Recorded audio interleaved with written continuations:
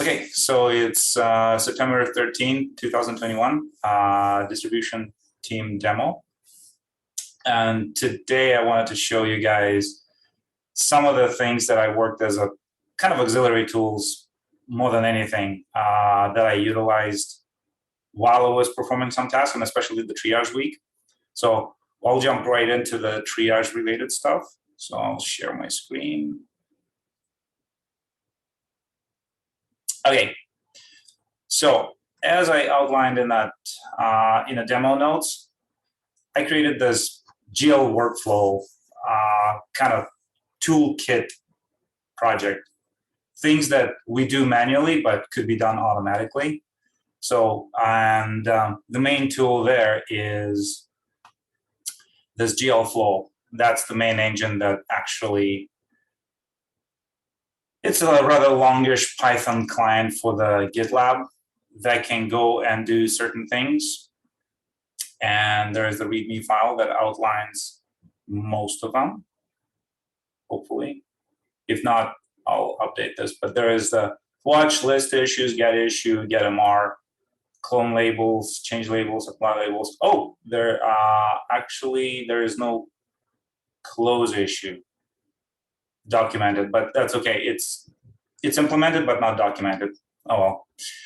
But first things first, as it relates to the triage, let me take that Zoom stuff out of my way. So for the triage, it assumes certain things about the standard and how you maintain your triage issue. And it also assumes a few other things. So for example, like I was watching DJ doing his triage week, like I was looking out over his shoulder. And for example, what he does, first thing he does, he actually sets up the watch for 3 projects, for the GitLab chart, GitLab operator, and GitLab omnibus. So, and he has to click manually through those things every single time. And I was like, that's not me, I'm not doing this. So I put this stuff in place. So the triage YAML is kind of like quick configuration for things related to the triage. So if I want to watch something, all I have to do is, let's see. Let's do the watch here. So I can do watch. And it automatically will, it informs me that for those 3, it changed setting from global to watch on all those things. And if I want, if it's the end of my triage week, I do the reset, flips it back. It's nothing fancy at all. Like this is like the really bare bones function. But then I figured out a few other things that I was kind of tired of doing because I'm lazy. So I automated the labeling of the issues. So you can have sets of labels because we do have certain things where we need to apply multiple labels at the same time to either MR or the issue. So I just define those sets of labels, and the tool, the GL flow, can actually do it for you. Let me see if I have it in README. Get issue, list issue, where's labels? Yeah. So change labels, you can do, because the command is a little bit more advanced.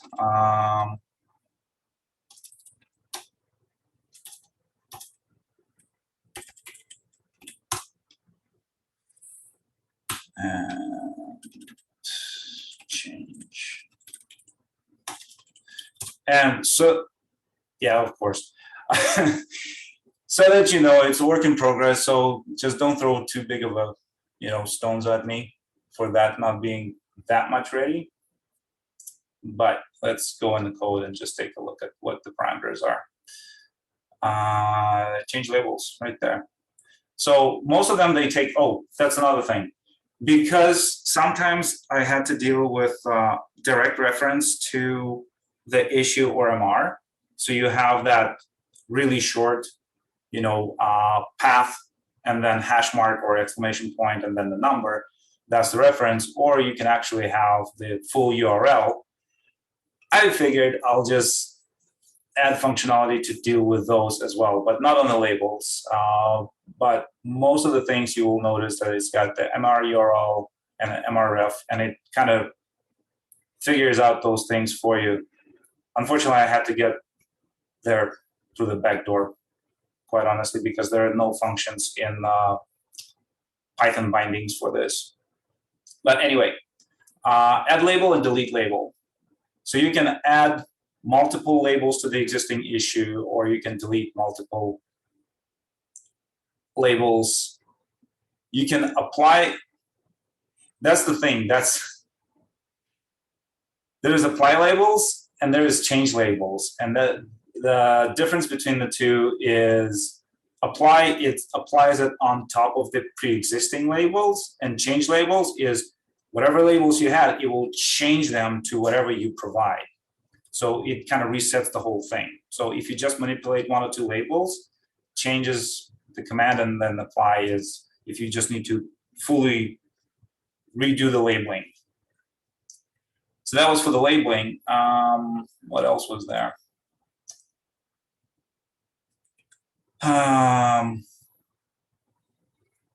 Oh, there was one thing that, because we were talking about this in context of IssueBot, when IssueBot can actually mark multiple issues with pipeline, and they can only be linked to a specific one issue, the core issue that we are trying to resolve. And then when we close one, preferably we might want to close all the rest of them so they're not just dangling around.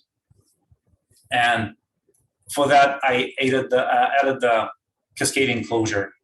So you can actually specify that you want to close all the issues starting from this with this kind of relation. And let me try to show you how that works.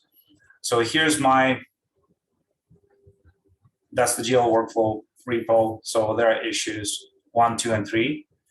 And 1 is related to issue 2. So let me see if I still have it in my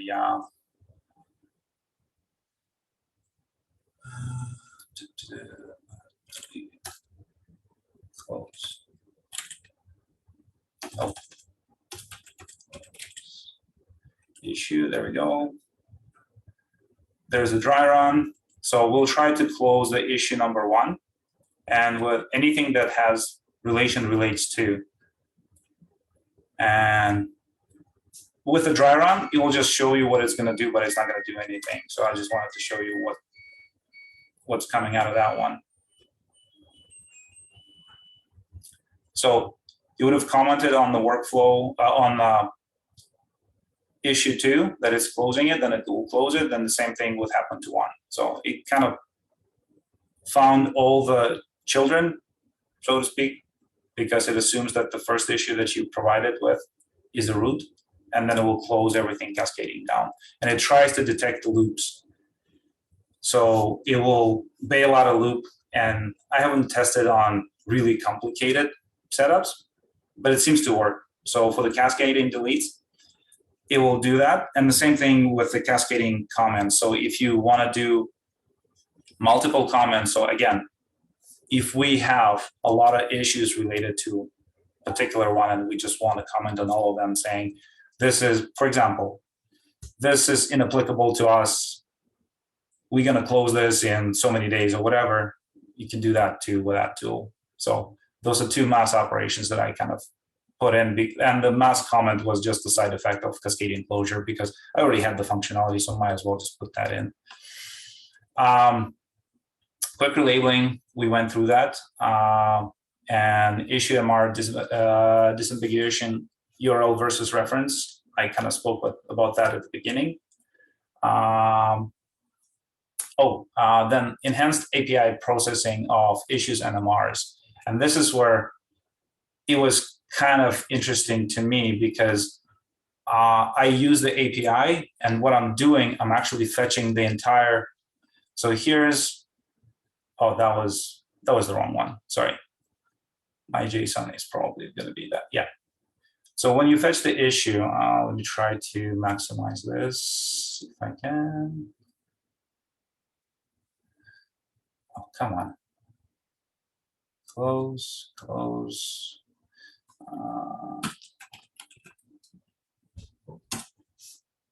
Nope. Okay.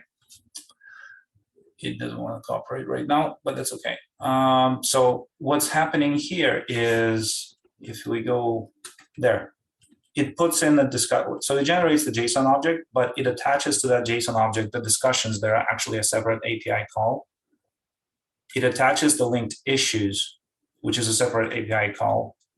And it does attach the merge request, but because that issue did not have any merge request, you wouldn't see it here. So you have one concise big JSON object representing the entire issue. And you can ask for, yeah, because my help screen is not quite working. We gotta go back to this and take a look at the parameters to the get issue, because you can do the recursive fetch and you can do the shallow links right there.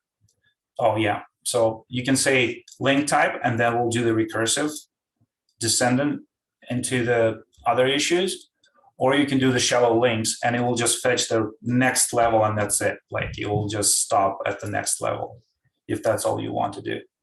No recursion, just direct links, and it will plug them in. So you have a little bit more background on the issue or MR that you fetched and you want to operate on.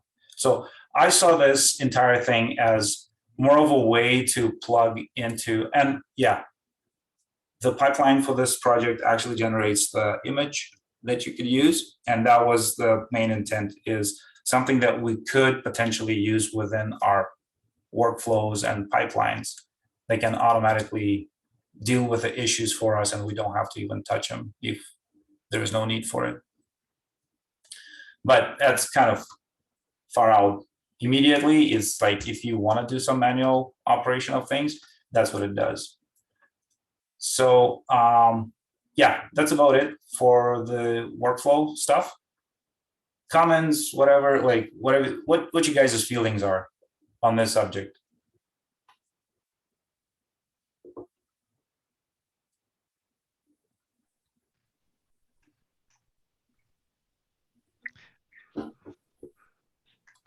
I really like the idea. I think that it helps us the same way that the issue bot did with kind of bringing to light some inconsistencies in how we do triage or opportunities for us to do things better. So I think especially the fact that your program has dry run is awesome, because we can kind of test it and confirm that it's doing what we want. I think when I do triage, there are, especially even just that roll up feature where I can just kind of summarize all the issues that I touched, whether they're maintainer discussion or closed or whatever, is immediately helpful. And it would provide some consistency for these triage issues. And then the more we can automate, even if it's just kind of finding issues without the labels and applying them. I know sometimes the GitLab bot comes around and does that, but I don't think that's always consistent. So that would be another helpful point as well. I don't know how many projects we have on the distribution team that are in Python. But I don't know if that's a huge. It's more of a proof of concept thing, Ben. Yeah. It needs to be rewritten. Like it was easy for me to prototype in this, so yeah, I'm pretty open into rewriting it in whatever language needs to be. Yeah. The other thing, and thanks for mentioning it, like the triage report. This is a separate script that actually takes that JSON that the other tool produces, and it extracts all that requested data. And I made it smart, so it consumes both types of our triage issues.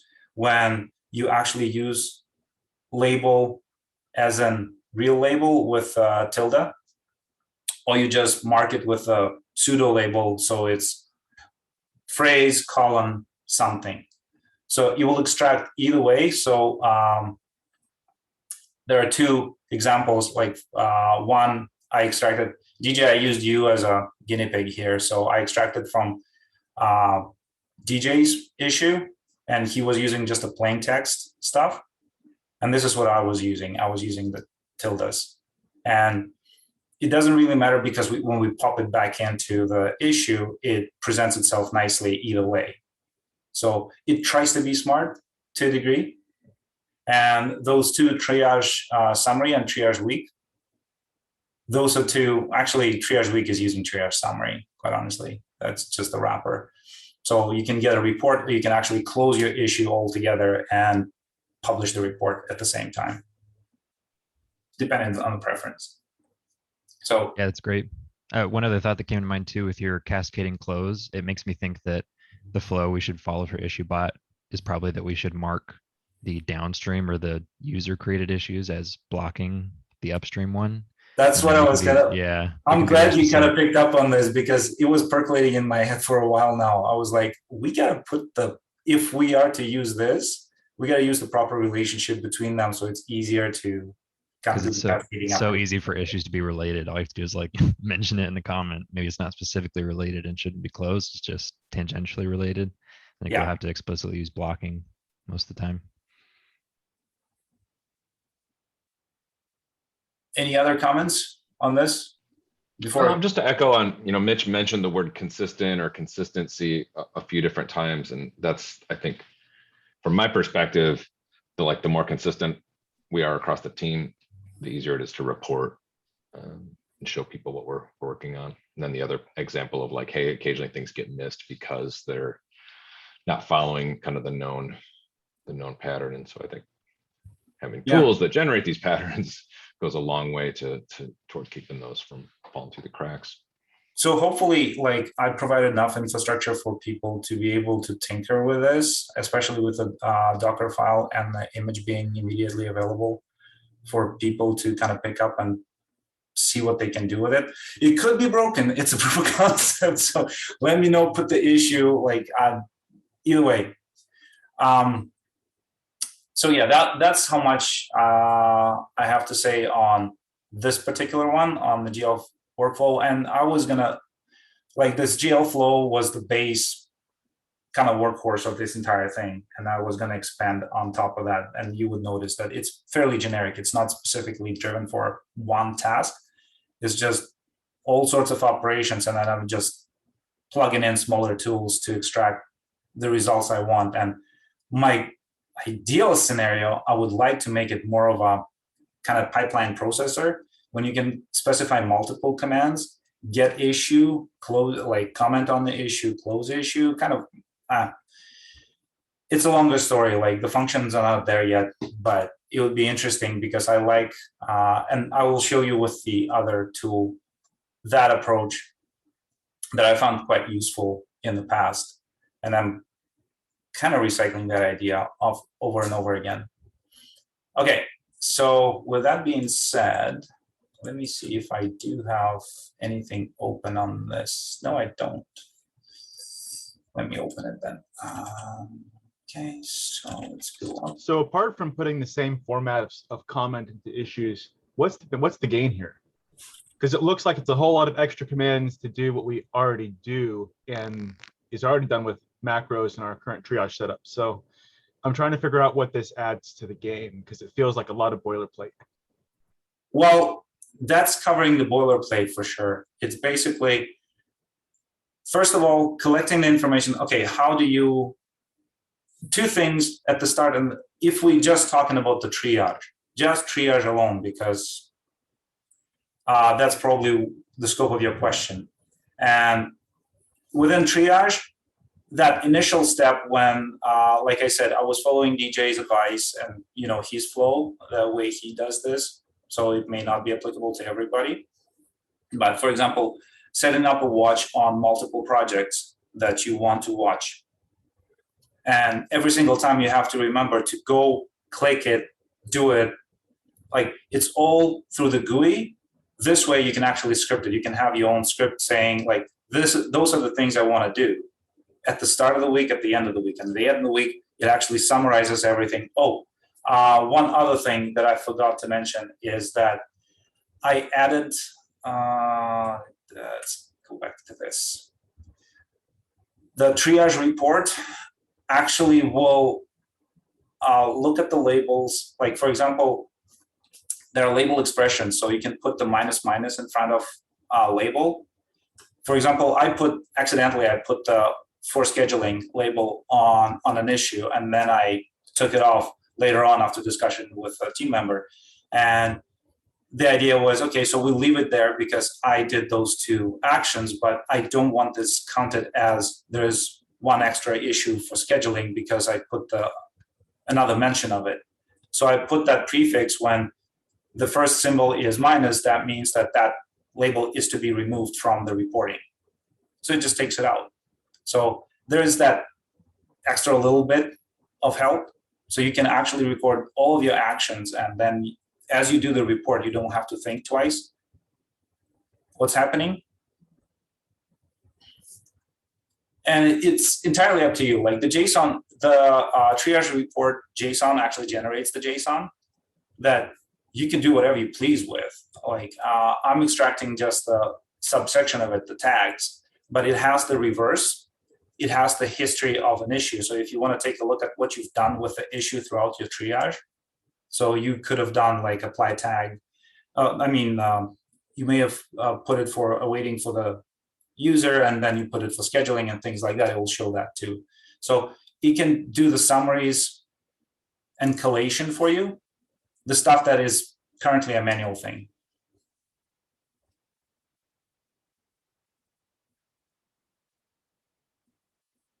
Does that answer your question, Robert?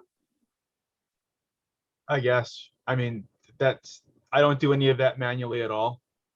I have an auto-calculated tabular that just does it. So that's why I'm kind of confused, because like we're supposed to watch all projects all the time, so we don't turn watches on and off. So like turning the watch on, the watch should be on all the time on all of our projects. And then we use our automated filters. That's part of the handbook. And then for this, we do our triage and we track. It's, you keep a listing of what you're tracking, and that, you can automatically tabulate that. So I'm just struggling, because to me, this is an awful lot of things for stuff we already do. It's already in our handbook. So I'm trying to find what we're doing here. And, again, I think it comes down to what we need is a docs update in our handbook, because it sounds like there's just things that aren't clear and documented well. Well, because we already have a lot of this covered.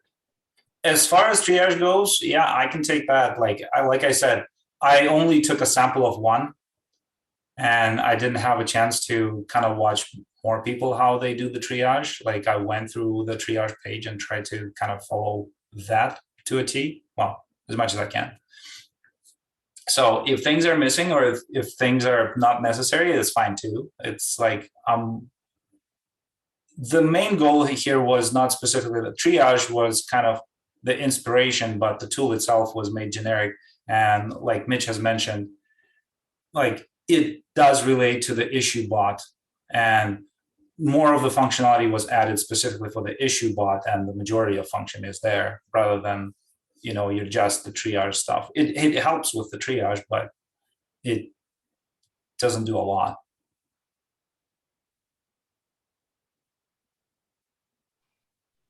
Yeah, again, I'm going to use the word consistency. I think on the triage side, right, what we've identified through this is that people are doing it different ways. And so whether or not everyone uses the same tool, at least we have a tool that represents the consistent way to do it if folks want to use it. That's where my head's at on it. Like I get that, hey, if we're already doing this in other ways, then maybe I don't need to use the tool, or I don't want to use the tool. But for someone coming in new that's trying to learn the process, I think, a lightweight tool helps kind of suss that out and identify the places where it's not consistent. People are doing things differently.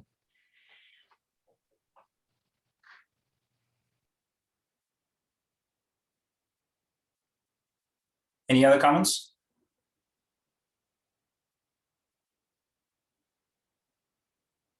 Looking at the time, I think we'll skip the second part, move it to some other time, the deployment script. But one thing that I did want to show you guys real quick, and like without too much getting into this, quite honestly, because there is no time.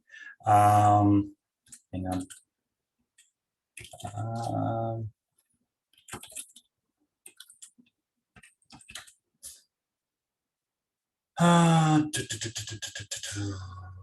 there, 293. 293. So this is where I said that it kind of follows that pipeline executor. So within the script, I provide multiple different functions, and it's up to the end user basically to combine them into something that they want. I kind of pre-compile some list of invocations, but in general, you can do auto deploy. So like, for example, there is deploy operator, wait for operator, deploy GitLab. But sometimes you just want to do the deploy the operator. So all you do is just auto deploy. Oh, come on. And that's it. Like everything else you know is done. So it kind of, to me, it's easier to manipulate the operations on the fly, more kind of a debugging tool as well. But I'm not going to go into details of this particular script. We can talk about it next time, but I just wanted to show that concept, the stuff that I was talking about the previous one, where I'd like to have something like that implemented there so you can actually do multiple operations in the same invocation. Because, and I will explain why, because I implemented caching within that tool. So it actually can do everything in memory without committing anything back. So you can do the dry run and all your, say, modify issue is going to be reflected in memory, but never committed. But then when you do the get, you will see that committed result. So you can do multiple operations within the same, and it'll be all discarded at the end. That kind of thing. And that's why I wanted to kind of go that route. But that's it. Any final words on this before we kind of wrap it up? Thanks for sharing. All right. Thanks, Mitra.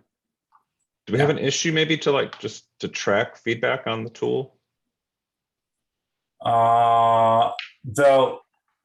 The auto deploy, yes. The issue, the GeoFlow stuff, it actually, like, there's an entire project. So if anybody wants to pop any issues there, go for The it. issue board's open on that project. Yeah, like I did not want to assume that the group is willing or ready to take this tool on, so it's in my private space. So if we are in a condition to move it over to the more common space, it's fine too.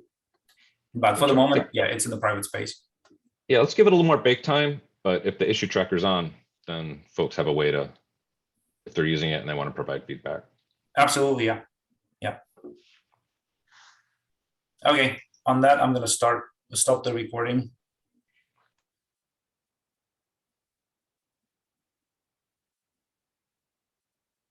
Well, it didn't stop. I can pause it.